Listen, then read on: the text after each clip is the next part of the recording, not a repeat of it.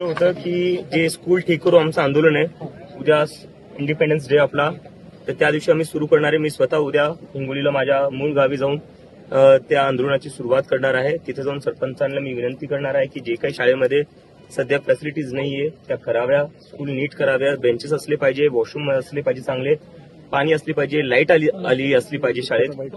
आणि असंच आम्ही जेवढी आमची टीम आहे सगळी देशभरात असे प्रत्येक ते त्यांच्या गावी जातील आणि तिथे जाऊन सरपंचांना आणि गावकऱ्यांना रिक्वेस्ट करतील, कारण की आम्हाला सगळ्यांच्या सहभागाने करायचंय, सगळ्यांना सोबत घेऊन करायचं. आणि मला नक्की वाटतं की हा एक असा मुद्दा आहे, गावातल्या ज्या शाळा आहेत त्याच्यासाठी सगळा देश एकत्र येईल. स्वातंत्र्याची परिभाषा माझ्यासाठी तर हीच आहे की जो गावात मुलगा मुलगी शिकतीये, जोपर्यंत त्यांना पूर्ण फॅसिलिटीज नाही भेटत तोपर्यंत मला कुठं ना कुठं वाटतं की 80 वर्षानंतरही आपण ते स्वप्न पूर्ण नाही करू शकलो, जे डॉक्टर बाबासाहेब आंबेडकर असो, जवाहरलाल नेहरू असो किंवा महात्मा गांधी असो यांनी पाहिलं होतं.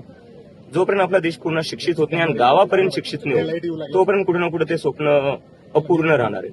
झाली पाहिजे आता तिरंगा रॅलीवर काय झालीच पाहिजे, ती स्वातंत्र्य दिवस उद्या आपला ते झालंच पाहिजे. पण कुठं ना कुठं शिक्षणावरही थोडं लक्ष दिलं पाहिजे. कधीपर्यंत आपल्या गावाकडची, म्हणजे आता सगळ्यात जास्त महाराष्ट्रातनं व्हिडिओ येत आहेत जे लहान मुलांचे येत आहेत.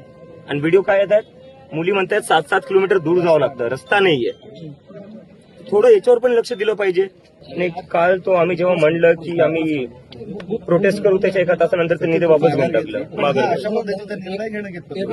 नाही, हे या लोकांची मेंटॅलिटी आहे ना, कुठे ना कुठे तानाशाही मेंटॅलिटी आहे की आमचा कोणी विरोध केला तर आम्ही तुम्हाला काहीच करू देणार नाही, तुमचं करिअर आम्ही संपवून टाकू. तर त्याच मेंटॅलिटीने कालचा तो निर्णय घेण्यात आला होता.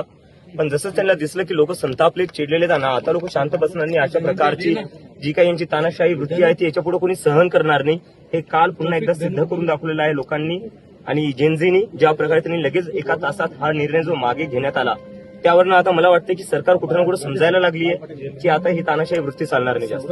राजीनाम्याची मागणी होते काही कारणावरून, काय नक्की प्रकार कशावर तो काय कोणती मिनिस्ट्री आहे सौरभदासकडे, कशासाठी राजीनामा, पक्षातून बाहेर कशासाठी, काय कॉन्ट्रोवर्सी आहे ते कळत नाही.